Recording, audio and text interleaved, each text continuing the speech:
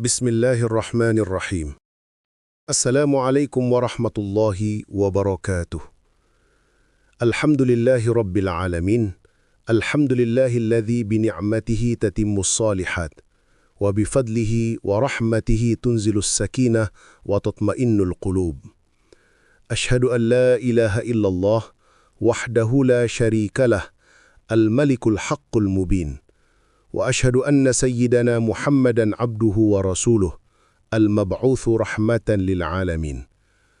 اللهم صل وسلم وبارك على سيدنا محمد صلى الله عليه وسلم وعلى آله وأصحابه أجمعين ومن تبعهم بإحسان إلى يوم الدين أما بعد. Jemaah kamar renungan yang hatinya senantiasa dirindukan oleh Allah Subhanahu wa Ta'ala, selamat datang kembali di majelis kita, Kamar Renungan, di channel Fikir dan Rasa Galih P. Saputra. Sebuah tempat di mana kita menepi sejenak dari badai kehidupan untuk merenung, merasa, dan menata kembali iman kita. Kita masih dalam segmen yang sangat istimewa, segmen Asma'ul Husna, di mana kita mencoba menyelami samudra makna dari nama-namanya yang terindah. Saudaraku sekalian yang sedang menyimak dimanapun Anda berada, pernahkah Anda bertanya pada diri sendiri di tengah keheningan malam, mengapa generasi kita, generasi yang katanya paling modern, paling terhubung secara teknologi, paling berkecukupan secara materi, justru menjadi generasi yang paling cemas? Mengapa kata kunci seperti anxiety, overthinking, insecure menjadi sarapan kita sehari-hari? Kita punya rumah yang terkunci rapat, tapi hati kita tidak merasa aman.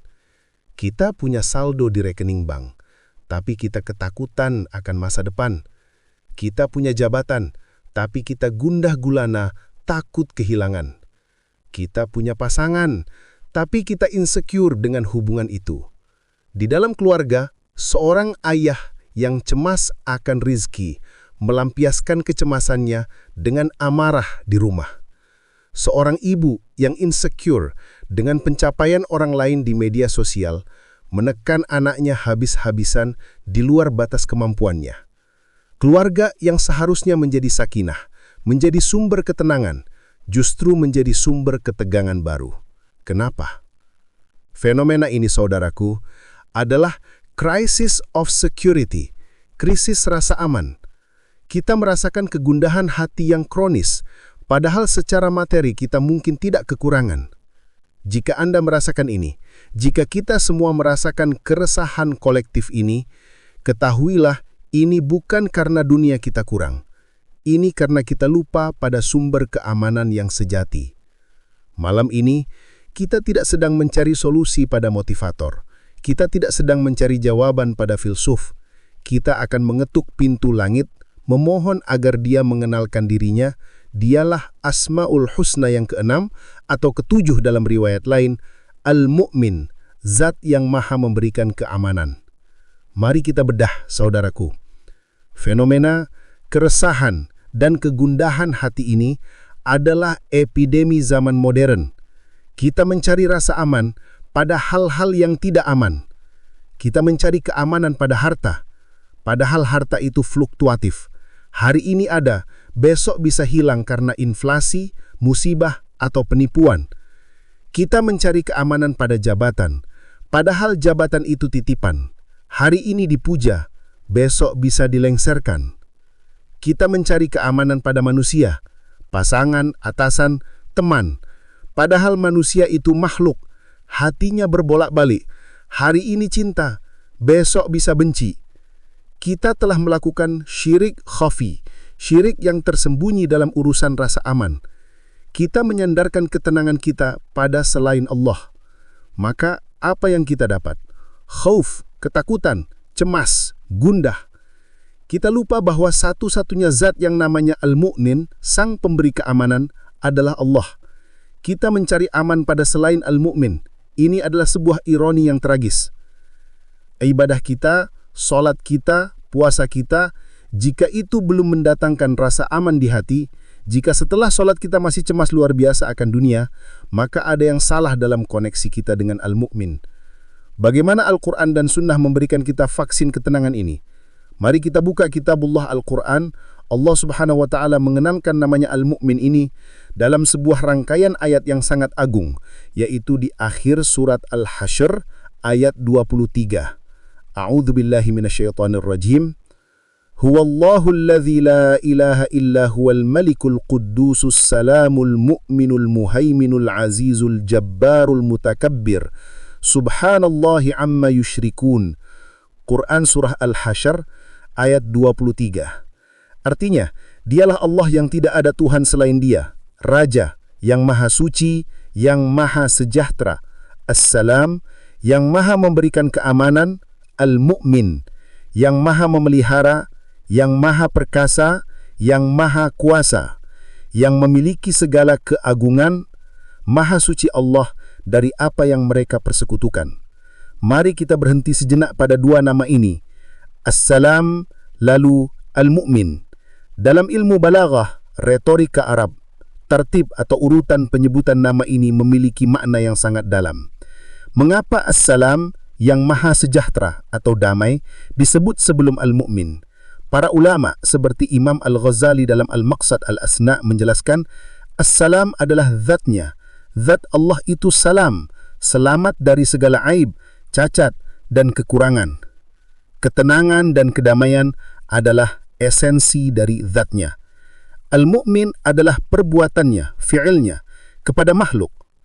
Maknanya, karena zatnya As-Salam, maha damai, maka perbuatannya kepada kita adalah Al-Mu'min, memberikan keamanan. Kita tidak mungkin merasa aman, As-Salam, jika bersandar pada zat yang tidak damai, As-Salam. Allah adalah sumber kedamaian itu sendiri, maka hanya Dia yang bisa menjamin keamanan kita.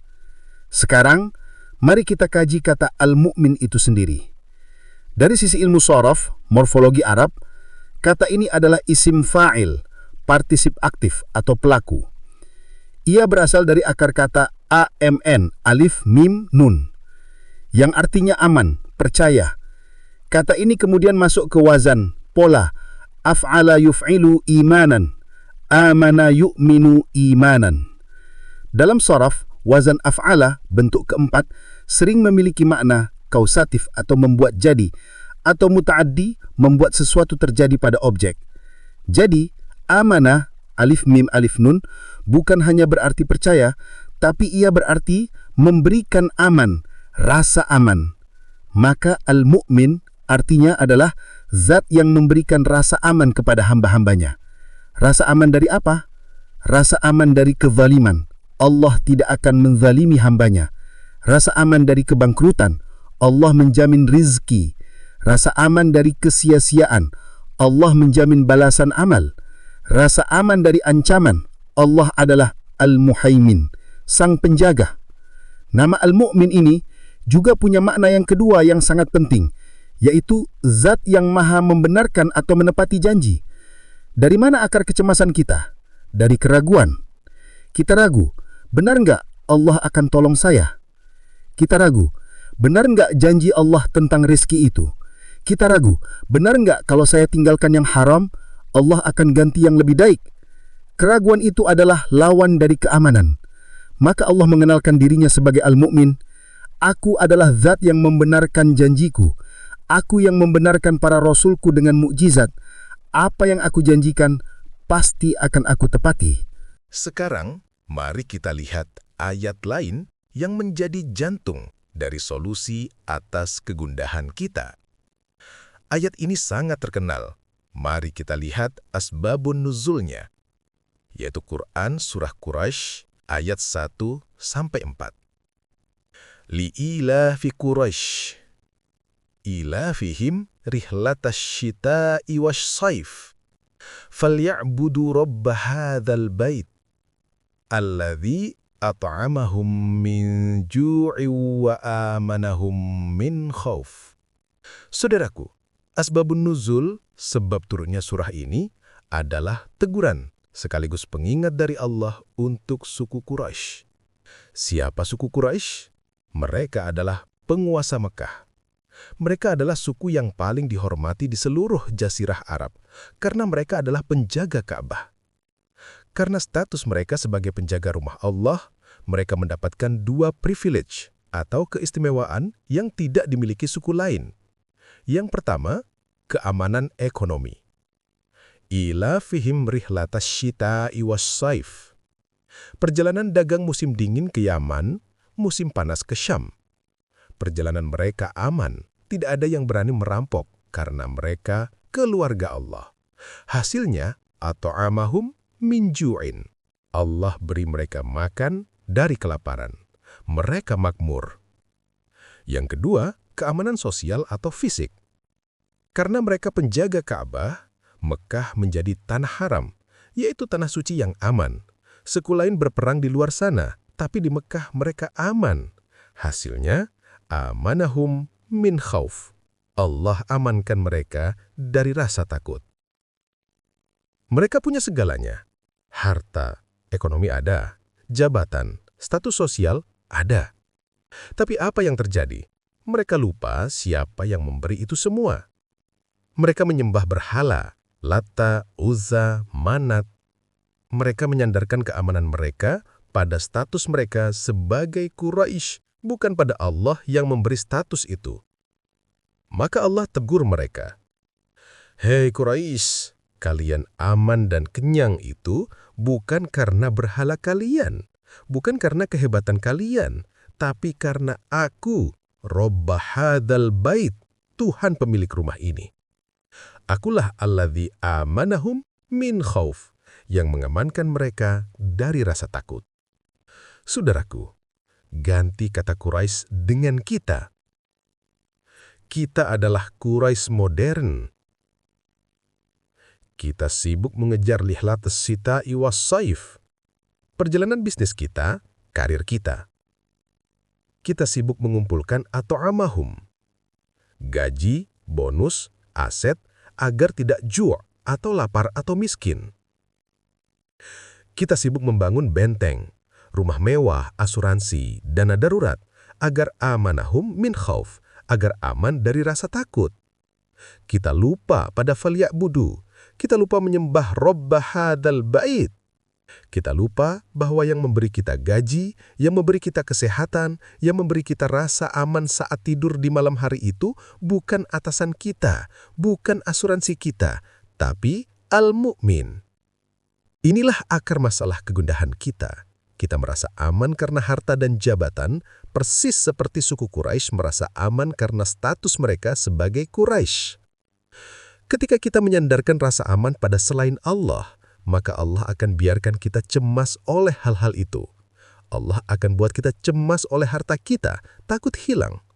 Allah akan buat kita cemas oleh jabatan kita, takut turun. Sampai kita sadar dan kembali bersimpuh, Ya Allah, Engkau Al-Mu'min, amankan hatiku. Lalu, bagaimana Rasulullah SAW mengajarkan kita untuk menghidupkan nama Al-Mu'min ini di dalam hati? Ini adalah kunci yang sering kita lupakan. Dalam bahasa Arab, Al-Mu'min yang memberi aman, Mu'min orang yang beriman, dan iman yaitu keyakinan, semuanya berasal dari satu akar kata yang sama, A-M-N. Apa artinya ini secara filosofis? Iman itu adalah rasa aman itu sendiri. Ketika Anda beriman kepada Allah, outputnya harus rasa aman di hati. Jika Anda mengaku beriman, tapi hati Anda tidak aman, selalu cemas berlebihan akan dunia, maka ada yang perlu diperiksa dari iman Anda. Ada sebuah hadis yang agung, yang menjadi pondasi agama kita, yang dikenal dengan hadis Jibril. Diriwayatkan oleh Imam Muslim dari Umar bin Al-Khattab radhiyallahu anhu. Asbabul wurud, sebab turunnya hadis ini, sangat dramatis. Suatu hari, para sahabat sedang duduk bersama Rasulullah SAW. Tiba-tiba datang seorang pria yang sangat ganteng, bajunya sangat putih, rambutnya sangat hitam, tidak terlihat tanda-tanda safar atau perjalanan jauh, tapi tidak ada satupun sahabat yang kenal orang ini. Orang ini langsung duduk di hadapan Nabi, lututnya bertemu lutut Nabi, dan meletakkan tangannya di atas paha Nabi. Ini adalah gestur yang sangat intimate dan tidak sopan menurut adat Arab saat itu. Dia lalu bertanya, "Ya Muhammad, akhbirni anil Islam." Kabarkan padaku tentang Islam. Nabi menjawab rukun Islam. Pria itu mengatakan, "Sodakta, engkau benar." Para sahabat heran. Dia yang bertanya, dia yang membenarkan. Lalu dia bertanya lagi, "Fa-akhbirni anil iman." Maka kabarkan padaku tentang iman. Disinilah intinya. Rasulullah SAW menjawab, "Al-iman an tu'mina billahi wa malaikatihi wa kutubihi wa rusulihi wal yaumil akhir wa tu'mina bil qadari khairihi wa syarihi." Iman adalah engkau percaya kepada Allah, malaikat-malaikatnya, kitab-kitabnya, rasul-rasulnya, hari akhir, dan engkau percaya pada takdir yang baik maupun yang buruk. Setelah pria itu pergi, Rasulullah SAW bertanya, "Tahukah kalian siapa dia?" Mereka menjawab, "Allah dan Rasulnya yang lebih tahu." Nabi bersabda, "Itu adalah Jibril alaihi salam. Dia datang untuk mengajarkan kalian agama kalian." Saudaraku, mari kita bedah rukun iman ini sebagai solusi kegundahan kita, sebagai manifestasi dari al-mu'min. Kenapa kita cemas? Karena kita tidak percaya pada 6 hal ini. Yang pertama, cemas akan rizki, berarti iman kita kepada Allah, ar-razzaq, al-mu'min, bermasalah. Yang kedua, cemas akan masa depan, berarti iman kita pada al-qadar atau takdir bermasalah. Kita tidak yakin bahwa takdir buruk pun, syarrihi, pasti ada khair, kebaikan di baliknya. Yang ketiga, cemas akan kematian, berarti iman kita pada al-yaumil akhir atau hari akhir bermasalah. Kita lupa bahwa setelah mati ada kehidupan yang lebih baik bagi mukmin. Yang keempat, cemas akan hidup sendirian, berarti iman kita pada malaikatihi, malaikatnya bermasalah. Kita lupa ada Raqib dan Atid yang selalu mencatat, ada malaikat pelindung yang al-mu'min kirimkan. Lihat, kita setiap kecemasan adalah lubang pada iman kita. Bagaimana al-mu'min, Allah, memberi kita rasa aman? Jawab dengan memberi kita iman, 6 rukun tadi. Iman adalah perangkat lunak, software keamanan yang al-mu'min install di dalam qalb kita, hati kita. Jika software itu terinstall dengan benar, outputnya adalah tuma'maninah dan sakinah. Hati kita menjadi aman. Maka mukmin, orang yang beriman, adalah orang yang telah diberi rasa aman oleh al-mu'min, Allah, karena di hatinya telah terinstall iman, keyakinan. Ini adalah satu kesatuan yang tidak terpisahkan. Bagaimana para ulama kita mempraktikkan ini? Mari kita lihat role model yang nyata. Siapakah manusia yang paling aman hatinya, padahal hidupnya paling tidak aman secara duniawi? Kita ambil kisah Hujjatul Islam, Imam Al-Ghazali rahimahullah dalam kitabnya Al-Munqidh Minad Dhalal, penyelamat dari kesesatan. Imam Al-Ghazali adalah potret Quraisy modern di zamannya. Beliau adalah rektor Universitas Nizamiyah di Baghdad, dosen besar, gajinya tertinggi, jabatannya paling bergengsi, muridnya ribuan, pengaruhnya luar biasa. Dia punya at'amahum min ju'in, kemakmuran ekonomi. Dia punya amanahum min khaufin, keamanan status sosial. Tapi apa yang beliau rasakan? Beliau menulis dalam Al-Munqidh, "Aku merenungi diriku. Ternyata aku terikat oleh banyak ikatan duniawi. Dan aku melihat amalan-amalanku yang terbaik adalah mengajar. Tapi aku sadar, aku mengajar bukan murni karena Allah. Aku mengajar demi status, demi pengaruh, demi gengsi." Subhanallah, hatinya gundah. Secara fisik dia aman di menara gading ampusnya, tapi hatinya tidak aman di hadapan Allah. Dia sadar dia telah menyandarkan keamanannya pada status rektor, bukan pada al-mu'min. Apa yang beliau lakukan? Ini adalah keputusan yang gila bagi standar dunia. Beliau meninggalkan semuanya, jabatannya, gajinya, rumahnya, keluarganya. Dengan izin dan jaminan nafkah, beliau pergi uzlah selama 10 tahun, menjadi seorang sufi pengembara, membersihkan toilet masjid di Damaskus, menjadi marbot di Baitul Maqdis. Selama 10 tahun itu, secara duniawi, dia adalah orang yang paling tidak aman. Dia miskin, dia tidak punya status khauf. Tapi apa yang terjadi? Justru dalam 10 tahun ketidakamanan duniawi itulah, beliau menemukan keamanan hakiki dari al-mu'min. Hatinya aman, hatinya damai. Beliau menemukan iman yang sejati, yang tidak lagi tercampur oleh riya dan syirik khafi. Setelah 10 tahun, beliau kembali. Tapi beliau kembali bukan sebagai rektor yang gila hormat. Beliau kembali sebagai Imam Al-Ghazali yang kita kenal hari ini. Seorang arif billah yang hatinya telah diamankan oleh al-mu'min. Karyanya, Ihya Ulumiddin, adalah hasil dari rasa aman tersebut. Pelajaran bagi kita tidak perlu meninggalkan pekerjaan kita seperti Imam Al-Ghazali, tapi kita harus meninggalkan ketergantungan hati kita pada pekerjaan itu. Bekerjalah dengan tanganmu, tapi jangan masukkan pekerjaan itu ke dalam hatimu. Genggamlah dunia di tanganmu, tapi jangan biarkan ia menggenggam hatimu. Hati kita hanya boleh diamankan oleh al-mu'min. Saudaraku sekalian, jemaah kamar renungan, apa pelajaran agung, apa filosofi besar yang ingin al-mu'min sampaikan kepada kita malam ini? Pelajaran besarnya adalah, berhentilah mencari rasa aman pada sesuatu yang fana, karena segala sesuatu selain aku, artinya Allah, adalah fana, dan sesuatu yang fana tidak akan pernah bisa memberimu rasa aman yang abadi.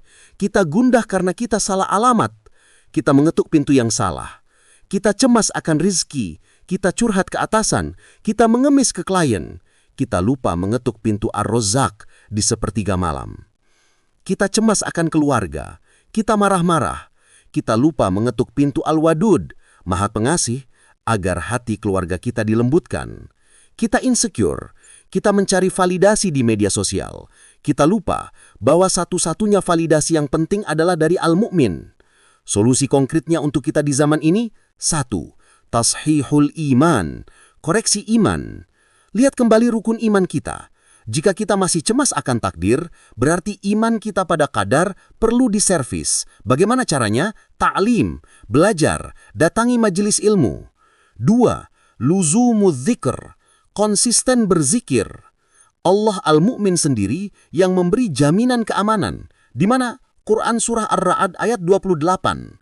Alladzina amanu wa tatma'innu qulubuhum bidzikrillah, ala bidzikrillahi tatma'innul qulub.